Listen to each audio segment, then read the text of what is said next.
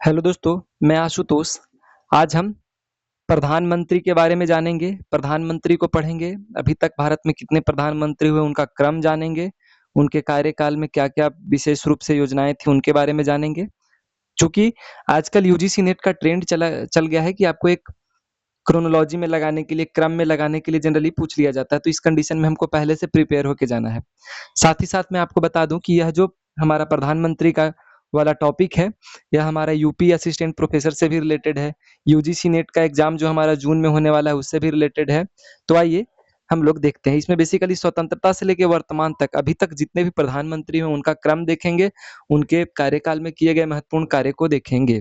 तो आइए पहले हम लोग एक कालक्रम के रूप में देखते हैं, थोड़ा ओवरव्यू ले लेते हैं कि क्या-क्या हुआ था। तो सबसे पहले हम देखेंगे 1947 से 1964। 1947 से 1964 क्या था?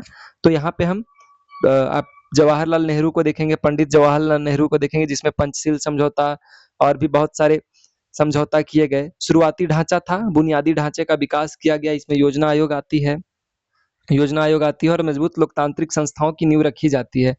ठीक है।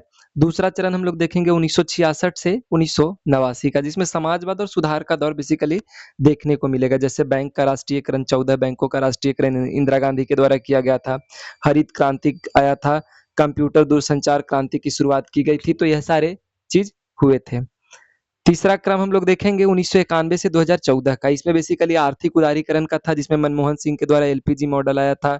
नरसिम्हा राव प्रधानमंत्री के रूप में थे और साथ ही साथ एलपीजी नीति, पोखराम परीक्षण किया गया, आईसीटी बूम और बेसिकली समावेशी कल्याणकारी योजनाओं का भी शुरुआत किया गया था। अब देखते हैं वर्तमान का दौर, जब हम 2014 से लेके अभी तक का देख रहे हैं कि चूंकि प्रधानमंत्री के रूप में हमारे बीच नरेंद्र मोदी जी हैं, प्रधानमंत्री के रूप में बीजेपी की सरकार है। तो इसमें क्या-क्या किया गया? तो यह बेसिकली डिजिटलीकरण की गई और साथ ही साथ नवाचार या नव भारत की स्थापना के रूप में देखा जा सकता है। तो यह बेसिकली डिजिटल अर्थव्यवस्था, राष्ट्रीय बुनियादी ढांचा और आत्मनिर्भरता भारत का युग की बात की गई। 2014 में आत्मनिर्भरता आता है, एक टिस्ट पॉलिसी आता है। पहले लुक ईस्ट था, अब एक टिस्ट पॉलिसी हो गया कि पहले तो बस देख रहे थे, अब कुछ करके भी दिखाएंगे।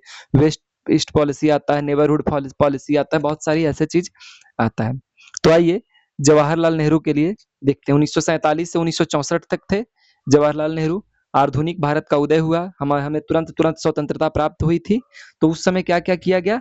तो आधुनिक भारत के निर्माता, भारी उद्योग आता है, आईआईटीज, आईआईएससी आता है, सार्वजनिक क्षेत्र पीएसयू के माध्यम से क्षेत्र का आधुनिकीकरण किया गया। बहुत सारे रूस, जर्मनी और ऑस्ट्रेलिया की मदद से अलग अलग बड़े बड़े कारखाने, स्टील प्लांट्स बिठाए गए और कहीं ना कहीं देश के विकास में योगदान दिया गया। साथ ही साथ नेहरू जी के कार्यकाल का सबसे महत्वपूर्ण जो आंदोलन के रूप में देखा जाए, जिसे नन अलाइनमेंट मूवमेंट या फिर गुट निरपेक्ष आंदोलन के रूप में देखते हैं, तो यह इनका कहीं ना कहीं बहुत बड़ा कदम रहा है, नेहरू जी के द्वारा उठाया गया। तो गुट निरपेक्ष आंदोलन देख सकते हैं। 1954 में पंचशील समझौता होता है चीन के साथ, जिसमें कुछ प्रावधान कहे गए थे कि तुम हमारे एरिया में नहीं आ सकते, हम तुम्हारे एरिया में नहीं जा सकते, और एक पैरामीटर सेट किया गया था। तो गुट निरपेक्ष आंदोलन आता है, साथ ही साथ पंचशील समझौता होता है 1954 में। साथ ही साथ दीर्घकालिक शासन, यानी भारत के इतिहास में सबसे लंबे समय, लगभग 17 वर्ष तक प्रधानमंत्री रहे हैं। सबसे ज्यादा प्रधानमंत्री रहने का इन्हें श्रेय जाता है। अब देखिए दूसरा पॉइंट है कि जवाहरलाल नेहरू की मृत्यु जब हुई 1964 में, तो कुछ समय के लिए गुलजारी लाल नंदा को एज अ प्रधानमंत्री, कार्यवाहक प्रधानमंत्री के रूप में बैठाया गया था। तो हम बता दें कि गुलजारी लाल नंदा ऐसे व्यक्ति हैं जिन्हें 2 बार कार्यवाहक प्रधानमंत्री के रूप में नियुक्त किया गया। एक बार थोड़ा सा हम लिख देते हैं, गुलजारी लाल नंदा। गुलजारी लाल नंदा ऐसे व्यक्ति हैं जिन्हें 2 बार कार्यवाहक प्रधानमंत्री के रूप में नियुक्त किया गया। तो सबसे पहले देखेंगे जवाहरलाल नेहरू। जवाहरलाल नेहरू के बाद कार्यवाहक प्रधानमंत्री के रूप में दे दिया जाए, जनरली देता नहीं है, लेकिन कार्यवाहक प्रधानमंत्री पूछ लिया जाए या क्रम में दे दिया जाए तो गुलजारी लाल नंदा होंगे। गुलजारी लाल नंदा के बाद कौन आते हैं? तो हमारे बीच शास्त्री जी आते हैं, लाल बहादुर शास्त्री, जिन्होंने जय जवान जय किसान का नारा दिया था। तो आइए देखते हैं कि क्या क्या इनका योगदान रहा एज अ प्रधानमंत्री। तो जय जवान जय किसान का नारा देते हैं। 1965 युद्ध और खाद्यान्न संकट के समय सेना और किसान को सशक्त बनाते हैं। 1965 में आपको पता होगा कि हमारा चीन के साथ युद्ध चल रहा था उस समय। ऐतिहासिक फैसलों, अब इंदिरा गांधी की बात करने से पहले हम एक बार देख लें इंदिरा गांधी की बात करने से पहले देख लें कि दूसरी बार गुलजारीलाल नंदा को एज एक्टिंग प्रधानमंत्री के रूप में बनाया गया। कार्यवाहक प्रधानमंत्री के रूप में 2 बार, एक तो नेहरू जी की मृत्यु के बाद, दूसरा शास्त्री जी की मृत्यु के बाद उनको कार्यवाहक प्रधानमंत्री के रूप में 2 बार नियुक्त किया गया। अब देखते हैं इंदिरा गांधी के कार्यकाल में क्या होता है। इंदिरा गांधी क्या है, ऐतिहासिक फैसले लेती हैं। 1969 में 14 प्रमुख बैंकों का राष्ट्रीयकरण करती हैं। गरीबी हटाओ का नारा देती हैं। चौथा और पांचवा पंचवर्षीय योजना में गरीबी हटाओ का नारा, पांचवा पंचवर्षीय योजना। सामरिक शक्ति 1971 में बांग्लादेश का गठन करवाती हैं। इंदिरा गांधी के कार्यकाल में बांग्लादेश को मुक्त कराया गया 1971 में पाकिस्तान से। साथ ही साथ 1971 में ही हम रूस के साथ मैत्री समझौता करते हैं। 1974 में स्माइलिंग बुद्धा नाम से पहला परमाणु परीक्षण करते हैं इंदिरा गांधी के कार्यकाल में। साथ ही साथ इंदिरा गांधी के कार्यकाल में ही आपातकाल भी लाया गया था 1975 से 77 में। तो देश का एकमात्र सबसे कठिन राजनीतिक दौर और लोकतंत्र की पूर्ण स्थापना की बात की गई थी, जिसमें इन्हीं के समय, इंदिरा गांधी के समय ही 42वां संविधान संशोधन हुआ। और 42वां संविधान संशोधन में जो संविधान, विधानसभा और लोकसभा का कार्यकाल 5 से बढ़ाकर 6 वर्ष करा गया। बाद में इसको 44वां संविधान संशोधन के तहत मोरारजी देसाई के द्वारा पुनः 5 साल किया गया था। तो इनके कार्यकाल में पूछ लिया जाता है कि विधानसभा और लोकसभा का कार्यकाल 1-1 साल बढ़ा दिया गया था। ठीक है, तो हमने शास्त्री और इंदिरा गांधी को देखा। इसके बाद हमारे बीच आते हैं मोरारजी देसाई और चौधरी चरण सिंह। तो मोरारजी देसाई और चौधरी चरण सिंह को हम लोग देखते हैं।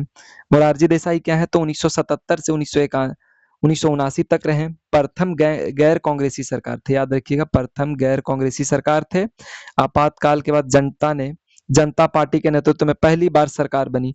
चूंकि आपातकाल जब इंदिरा गांधी के द्वारा लाया गया तो उस कंडीशन में था कि इंदिरा गांधी पर से जनता का कहीं ना कहीं विश्वास हटा था। एक ऑटोक्रेटिक संस्था बना दिया गया था डेमोक्रेसी को इंदिरा गांधी के द्वारा। तो उस कंडीशन में उनसे थोड़ा सा विश्वास हटा और लोग कहीं ना कहीं एज ए विकल्प के रूप में दूसरी पार्टी को देख रहे थे, और जनता पार्टी कहीं ना कहीं विकल्प के रूप में आती है और मोरारजी देसाई को एज ए प्रधानमंत्री नियुक्त किया गया। हालांकि बहुत सारे पार्टियों के गठबंधन से बना था तो यह बहुत लंबा चल नहीं पाया था। साथ ही साथ दोबारा लोकतंत्र की बहाली की गई और इनके कार्यकाल में 44वां संविधान संशोधन आता है और नागरिक स्वतंत्रता को पुनः स्थापित किया गया। साथ ही साथ इसमें जो हमारा लोकसभा और राज्य विधानसभा के कार्यकाल को जो 6 वर्ष किया गया था 42वें संविधान संशोधन के तहत, उसे पुनः यहाँ पे 5 वर्ष कर दिया गया। अद्वितीय सम्मान, भारत के सर्वोच्च भारत रत्न और पाकिस्तान के सर्वोच्च सम्मान निशान पाकिस्तान दोनों से अलंकृत किया गया। पहले ऐसे प्रधानमंत्री जिन्हें भारत के साथ साथ पाकिस्तान से भी सम्मान दिया गया। भारत से इनको भारत रत्न मिला, जबकि पाकिस्तान से इन्हें निशान पाकिस्तान दोनों से अलंकृत किया गया। जनरली इसको याद रखिएगा, पूछ लिया जाता है इसको वीवीआई यानी मोस्ट इंपोर्टेंट प्रश्न के रूप में देख सकते हैं कि पहले ऐसे कौन से प्रधानमंत्री जिन्हें दिया गया, या फिर कौन से प्रधानमंत्री ऐसे हैं जिन्हें निशान पाकिस्तान का अवार्ड दिया गया या सम्मानित किया गया। तो यह आपके मोरारजी देसाई हैं। अगला हम देखेंगे चौधरी चरण सिंह। चौधरी चरण सिंह क्या है, 1979 से 80 यानी बहुत कम समय तक रहे। तो यह बेसिकली किसानों के मसीहा के रूप में जाने जाते हैं। देश के कृषि सुधार और ग्रामीण अर्थव्यवस्था के में विशेष योगदान देते हैं। राष्ट्रीय किसान दिवस उनके जन्म दिवस पर मनाया जाता है। राष्ट्रीय किसान दिवस 23 दिसंबर को उनके जन्म दिवस पर मनाया जाता है। तो किसके, चौधरी चरण सिंह जो है यह यूपी के रहने वाले हैं, आज के उत्तर प्रदेश में। और राष्ट्रीय किसान दिवस यानी उनके जन्मदिन 23 दिसंबर को देश किसान दिवस के रूप में मनाता है। साथ ही साथ विशेष परिस्थिति बहुमत परीक्षण से पूर्ण इस्तीफा देने के कारण कभी संसद सत्र का सामना नहीं किया। बहुमत परीक्षण से पूर्व इस्तीफा देने के कारण कभी संसद सत्र का सामना नहीं किया। अब देखिए चौधरी चरण सिंह के साथ एक और बड़ा इंटरेस्टिंग पॉइंट है कि यह पहले ऐसे व्यक्ति हैं या ऐसे प्रधानमंत्री हैं जो कभी भी कोई सत्र में भाग नहीं लिए हैं।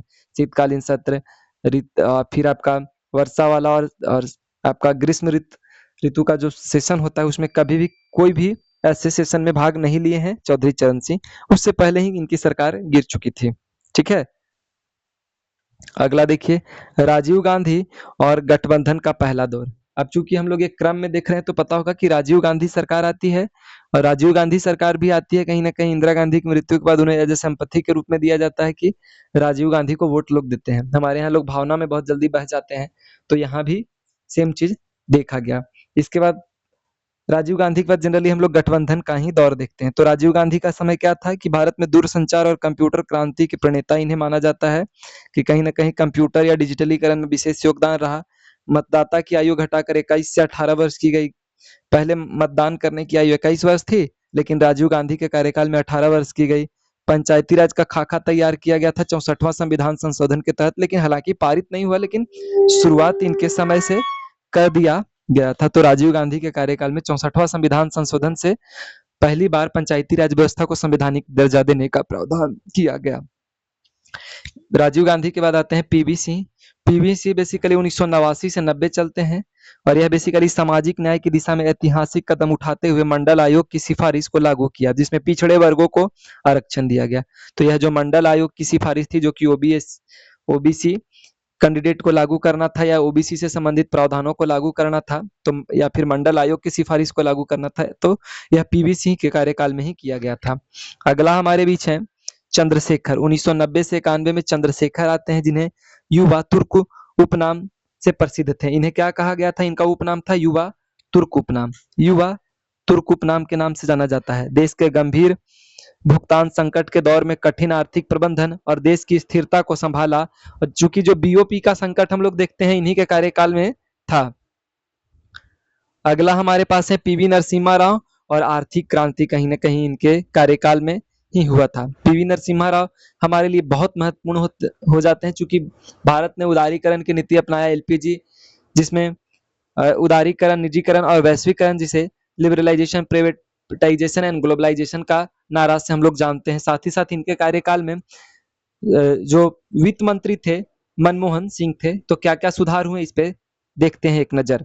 तो इसमें बेसिकली एलपीजी रिफॉर्म किया गया, आर्थिक सुधार किया गया 1991 में पीवी नरसिम्हा राव के कार्यकाल में। भारतीय आर्थिक सुधार के जनक हैं।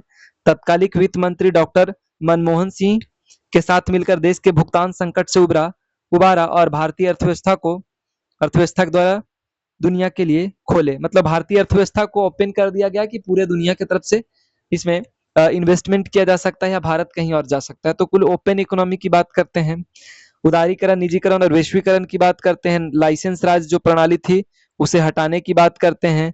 लुकिस्ट पॉलिसी आता है 1992 में, और इसी के तर्ज पे 2014 में एक्टिस्ट पॉलिसी आता है प्रधानमंत्री नरेंद्र मोदी के कार्यकाल में। तो एक नजर बस देखते चले, चूंकि हमारे पास टाइम कम है और बस रिवीजन कर लेना है। अगर आपको बहुत बड़ा सेशन लग रहा हो तो उस कंडीशन में आप इसको थोड़ा थोड़ा बढ़ा के देख सकते हैं। अटल बिहारी वाजपेयी की बात करते हैं, तो अटल बिहारी वाजपेयी नए भारत का उदय की बात करते हैं। इसमें लाहौर समझौता हुआ था, कारगिल युद्ध हुआ था, लाहौर बस यात्रा भी इनके कार्यकाल में हुआ था। साथ ही साथ पोखराम 2 1998 भारत को परमाणु शक्ति संपन्न राष्ट्र घोषित किया गया था इन्हीं के कार्य में। पहला परमाणु परीक्षण इंदिरा गांधी 1974 में करती हैं, लेकिन भारत को पूर्णतः परमाणु शक्ति वाला राष्ट्र घोषित कौन करता है? तो अटल बिहारी वाजपेयी 1998 पोखराम द्वितीय, जिसे ऑपरेशन शक्ति के नाम से जाना जाता है। तो ऑपरेशन शक्ति आपका पोखराम 2 से संबंधित है और ऑपरेशन स्माइलिंग बुद्धा आपका पोखराम 1 से संबंधित है। बुनियादी ढांचा क्या है? स्वर्णिम चतुर्भुज योजना और प्रधानमंत्री ग्राम सड़क योजना की शुरुआत करते हैं।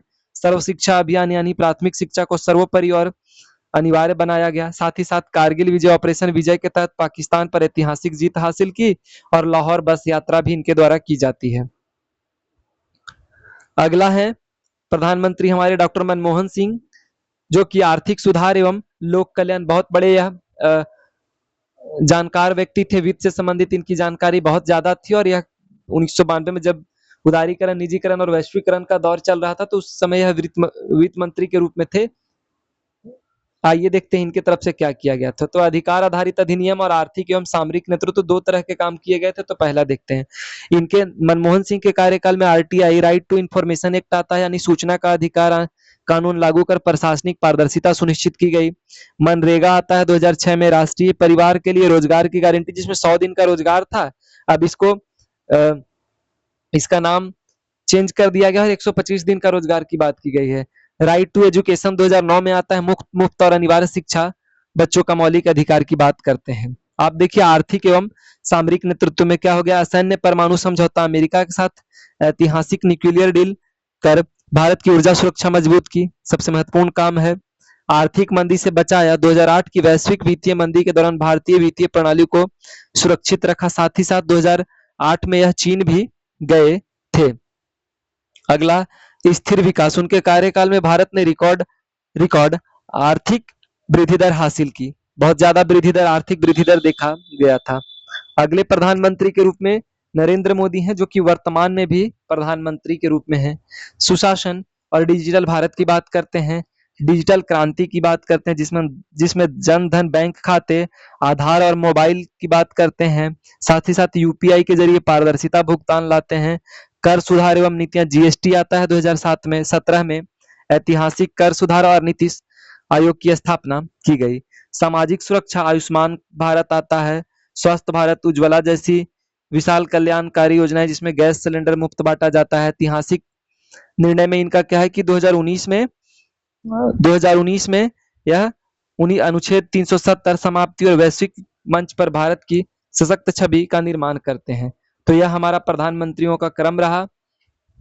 तो एक बार हम फिर से इसको देख लेते हैं, बस एक बार क्रम देख लेंगे ताकि आपको दिक्कत ना हो। सबसे पहले जवाहरलाल नेहरू एक्टिंग प्रेसिडेंट आ जाएंगे। कार्यवाहक में गुलजारीलाल नंदा के बाद शास्त्री लाल बहादुर शास्त्री के बाद कौन आते हैं, फिर से गुलजारीलाल नंदा, कार्यवाहक प्रधानमंत्री।